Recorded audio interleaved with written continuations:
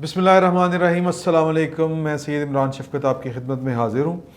عمران خان صاحب وزیر اعظم نے NCOC کے اجلاس کے بعد جو خطاب کیا ہے اس میں جو انہوں نے بات کہی ہے وہ بات ہو سکتا ہے کہ وہ بڑی نیک نیتی کی بنیاد پر انہوں نے کی ہو، لیکن معاملہ یہ ہے کہ جب آپ کے حالات اتنے خراب ہوں تو پھر لوگ آپ کی بات پر اعتبار نہیں کرتے۔ انہوں نے کہا کہ جی کہ حالات بڑے خراب ہیں کرونا کے کی وجہ سے، تو 300 سے زیادہ لوگوں کا جو مجمع ہے وہ نہیں ہونا چاہیے۔ اور اب یہ کویسچن یہ ہے کہ 300 میں سوشل ڈسٹینسنگ کس طرح کریٹ ہوگی؟ تو مطلب اگر 300 کا مجمع ہو سکتا ہے تو پھر جلسہ کیوں نہیں ہو سکتا؟ ویسے ہی ایک معصوماً ایسا سوال ہے۔ تو انہوں نے کہا کہ جی کہ ہم نے تو اپنا جلسہ ملتوی کر دیا ہے، تو اب جو اپوزیشن ہے وہ بھی یا جتنی بھی پارٹی ہیں وہ بھی اپنے جلسے ملتوی کر دیں۔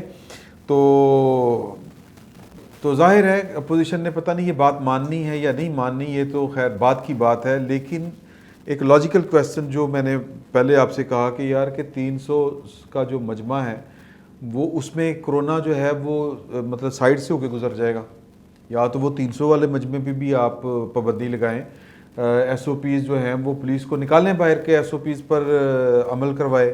وہ سمارٹ لاک ڈاؤن، یہ ہمارے دفتر کے باہر سمارٹ لاک ڈاؤن اپنی طرف سے لگا ہوا ہے۔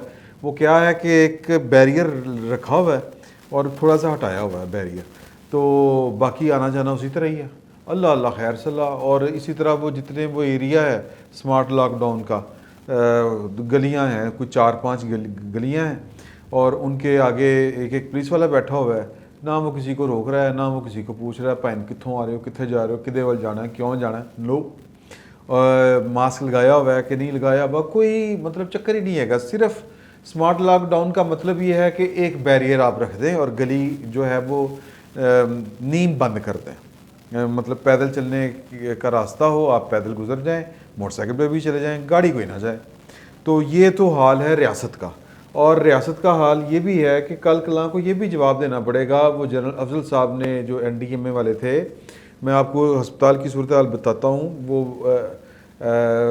کہ کیا ہے کہ اس وقت جو کہہ رہے ہیں کہ جی کہ کرونا بہت تیزی سے پھیل رہا ہے، پتہ نہیں وہ 12 کہ 1400 کیس بلکہ اس سے بھی زیادہ پر ڈے آ رہے ہیں، 2000 کے بعض جگہوں پہ رپورٹ ہوئے ہیں۔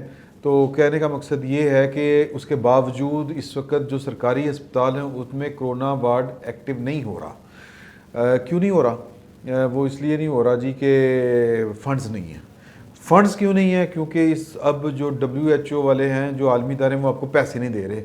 کیوں نہیں دے رہے؟ وہ اس لیے نہیں دے رہے کہ جی کہ پہلے پیسے آپ نے کہاں پہ لگائے اس کا حساب دیں۔ تو پہلے پیسے ہم نے کہاں پہ لگائے؟ ہم نے وہ یہ ایکسپو سینٹر، ادھر ادھر ہم نے وہ کرنٹائن سینٹر بنائے، اور سپریم کورٹ نے جب پوچھا کہ یار کرونا کیس تھا نا سو موٹو، آپ کو یاد ہوگا، تو اس میں وہ جنرل افضل صاحب نے جا کے بتایا کہ ہم نے پر جو بندہ ہے اس پہ 25 لاکھ روپیہ خرچ کیا ہے۔ وہ کیڑا بمب چل گیا یار، کتنے لاتا 25 لاکھ روپیہ ایک بندے پہ 25 لاکھ روپیہ؟ تو یہ انی ڈالی ہوئی تھی، یہ بڑے خوش تھے۔ میں ان دنوں بھی کہا کرتا تھا کہ جناب یہ انی ڈالی ہوئی ہے اور یہ پیسے باہر سے آ رہے ہیں، اور کہاں پہ جا رہے ہیں؟ کوئی 2-3 لوگ ہیں جو سوری یہ فون جو تھا وہ سائلنٹ پہ نہیں تھا، میں معافی چاہتا ہوں، تو یہ فون آ گیا۔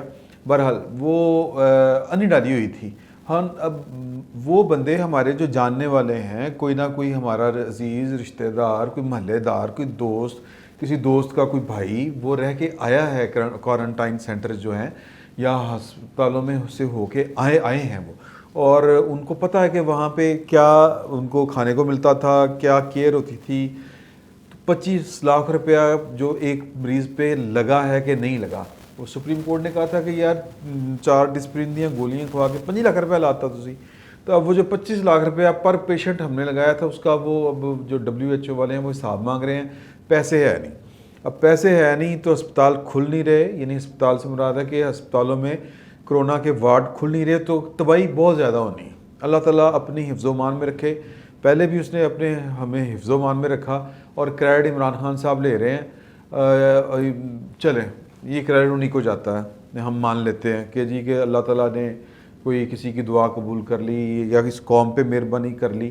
میرا تو خیال ہے کہ اللہ تعالیٰ نے ویسے ہی ترس کھایا ہے۔ وہ جس طرح ایک لطیفہ مشہور ہے نا کہ وہ امریکہ کا جہاز گر گیا تو اوپر عرش پہ کوئی فرق نہیں پڑا, تو کسی کا وہ ٹائٹینک ڈوب گیا, کوئی فرق نہیں پڑا. تو پاکستان میں ایک کمیار کا کھوتا مر گیا, تو اللہ میاں نے کہا فوری طور پہ کھوتا دے, انہوں نے جا کے کیوں, انہوں نے کہا میرے کو نہیں منگنا, آپ نے کچھ کرنا نہیں. تو کرونا میں ہمارا بھی وہی مسئلہ تھا کہ دنیا تو سب کچھ کر رہی تھی, اپنے انتظامات کر رہی تھی, ہم جو ہیں وہ اللہ کے آسرے پہ بیٹھے ہوئے تھے. تو اللہ پاک نے مہربانی کی کہ ہمارے توکل کی لاج رکھ لی, کیونکہ نہ ہمارے پاس اسپتالوں میں کیپیسٹی, نہ ہمارے پاس وینٹیلیٹرز کی کوئی مطلوبہ مقدار, بلکہ سینکڑوں میں تھے. اور بھی جو ہمارے کٹس نہیں تھی ڈاکٹروں کے پاس, اپنے پیسے سے وہ کٹس لاتے تھے. اور ماسک تک نہیں تھے ہمارے پاس, N95 والے ماسک, وہ بھی ایک لمبی لمبی کہانی ہے کہ وہ 30 روپے کا ماسک تیار کروا کے, کون سے وہ افسر تھے جو سرکاری کہ جو یہ ہمارے بند روڈ پہ جو فیکٹری تھی, یہ رنگ روڈ جو جس کو کہتے ہیں, وہاں سے وہ 10 ملین کے انہوں نے 3 کے 4 جو کھیپس لیں اور اپنی مرضی کا ریٹ دیا. وہ جو انڈسٹریلسٹ تھا وہ دے رہا تھا ان کو 30 روپے, اور وہ کہتے تھے نہیں ہم نے تو 200 روپے کا لینا ہے, رسید 200 روپے کی کاٹ کے دو, اور تم نے اگر 100-200 روپے رکھنا ہے تو رکھ لو. تو پھر آگے جا کے انہوں نے کوئی اور زیادہ مہنگے بیچے. بہرحال تو کہنے کا مقصد یہ ہے کہ آپ کی جو یہ جو پالیسی ہے اس پہ لوگ کس طرح یقین کریں گے. 300 مجمع والی اپوزیشن جو اس وقت اس موڈ میں ہے کہ اس نے پشاور میں بھی جلسہ کرنا ہے, ادھر بھی کرنا ہے, تو یہ بات آپ کی جو ہے وہ بدنیتی کے کھاتے میں جائے گی, لوگ اس پہ یقین نہیں کریں گے, ایک بات. اور دوسری بات یہ کہ ایک افواہ پھیلائی جا رہی ہے اور بڑے طریقے سے پھیلائی جا رہی ہے کہ پاکستان مسلم لیگ نون لاہور کا ایک MNA ہے وہ نون لیگ کو چھوڑ گیا ہے, اور اس کا نام ہے خواجہ سعد رفیق, اور وہ بس اناؤنسمنٹ ہونے والی ہے. خواجہ سعد رفیق صاحب کے بہت قریبی, ان سے میری براہ راست بات نہیں ہو سکی, لیکن آپ یوں سمجھیں کہ خواجہ سعد رفیق سے ہی میری بات ہوئی, اور میں نے ان سے پوچھا ان کے گھر والوں سے کہ وہ پائن چھڑ کے جا رہے نے سنیا, تو انہوں نے کہا کہ جی تسی کل آؤ تو بہ کے روٹی کھاؤ تو آپ ہی پوچھ لو انہوں دے نال. تو میں نے کہا نہیں ویسے آپ بتا دیں تو ہنس کے کہا یار اسے کتنے جانا. میں نے کہا جی چلو ٹھیک ہے. تو معاملہ یہ ہے کہ خواجہ سعد رفیق صاحب کی مسلم لیگ نون کے ساتھ وہ گرم جوشی کا لیول نہیں ہے, اس میں کوئی شک نہیں ہے. وہ کیوں نہیں ہے کہ حمزہ شہباز کو جب بنایا گیا ہے اپوزیشن لیڈر پنجاب میں, پنجاب اسمبلی کے اندر, تو یہ بات ہمیں بھی بڑی عجیب سی لگی تھی یار کہ تسی کوئی تو ہوتا باہر جان دے ہو یار.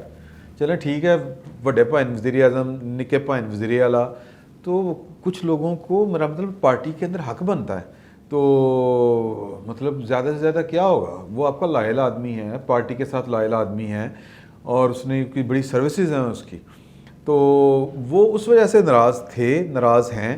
اور ایک میں آپ کو ایک دوسری طرف کی بات بتا رہا ہوں, دوسری طرف کی, اور دوسری طرف کی بات یہ ہے کہ وہ سمجھتے ہیں کہ خواجہ سعد رفیق ہمارا بندہ ہے, اور ہم نے اس کو چپ کرایا ہوا تھا, اور ہم نے اس کو کیا ہوا تھا, وہ سلیپنگ موڈ میں رکھا ہوا تھا. تو وہ اچانک سے یہ پچھلے 3 دن سے ایک دم سے ایکٹیو ہو گیا. اچھا وہ ایکٹیو کیوں ہوا ہے, وہ اس وقت تو خبریں چھپ رہی ہیں کہ وہ نون لیگ سے چھوڑ کے چلا گیا, لیکن وہ جو لاہور والا جلسہ ہے جو اگلے مہینے لاہور میں ہونا ہے, اس کے لیے وہ دن رات ایک کیے ہوئے پچھلے 3-4 دن سے. تو یہ بات بھائی لوگوں کو بہت کھٹک رہی ہے کہ یہ تو ساڈا بندہ سی, انہوں کی ہوا ہے, بڑے حیران ہے, پریشان ہے وہ. تو وہ اب سنا ہے کہ خواجہ سعد رفیق صاحب سے کوئی ایک ملاقات کرنے والا ہے, کوئی ایک بڑا باؤ سمجھتے ہیں نا, باؤ ہم کہتے ہیں, پرانے دور میں ہم باؤ اس کو کہا کرتے جو سرکاری ملازم ہوتا تھا, اور بعض لوگ تو کلرک بادشاہ کو بھی باؤ جی کہہ دیتے تھے, لیکن میں کلرک کی بات نہیں کر رہا, میں ذرا بڑے لیول کی بات کر رہا ہوں.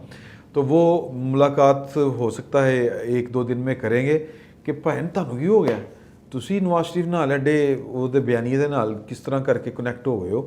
تو اب دیکھیں کیا صورتحال بنتی ہے. فی الوقت کی جو اطلاع ہے, فی الوقت جو اطلاع ہے مصدقہ وہ یہ ہے کہ خواجہ سعد رفیق مسلم لیگ نون کے ساتھ ہیں, پوری شدومت کے ساتھ ہیں, نہ صرف ساتھ ہیں بلکہ وہ سر دھڑ کی بازی لگا کے لاہور والا جلسہ کامیاب کرانے کے لیے دن رات کام کر رہے ہیں, پلاننگ کر رہے ہیں.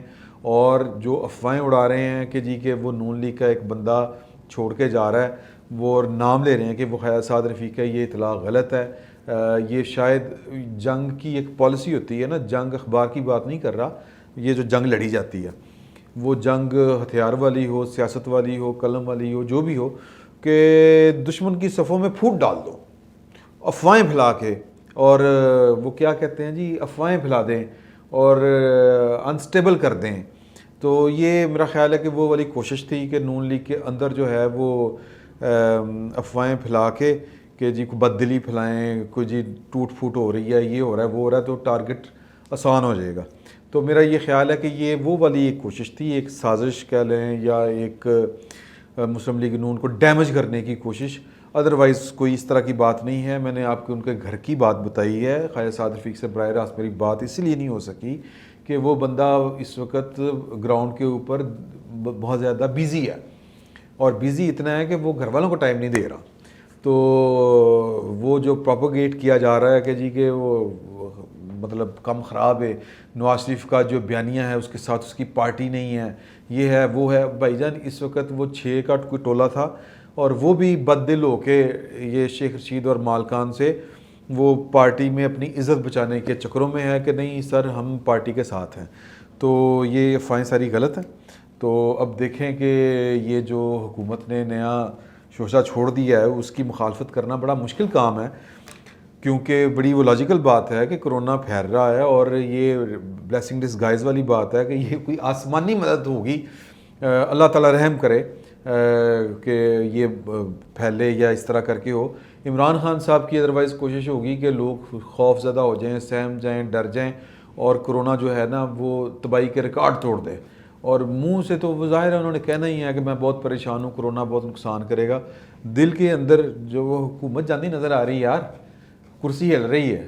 تو وہ اب کرونا کا سہارا لے کے تو اپنی پولیٹکس جو ہے، اور حکومت جو ہے ریاست کہہ رہا تھا، یہ تو طاہر القادری صاحب کا نعرہ تھا. تو عمران خان صاحب اب کرونا کے آسرے پہ اپنی حکومت کو بچانے کی کوشش کریں گے. اب وہ دیکھیں کہ بچ پاتی ہے کہ نہیں بچ پاتی. فی الوقت اتنا ہی. بہت بہت شکریہ.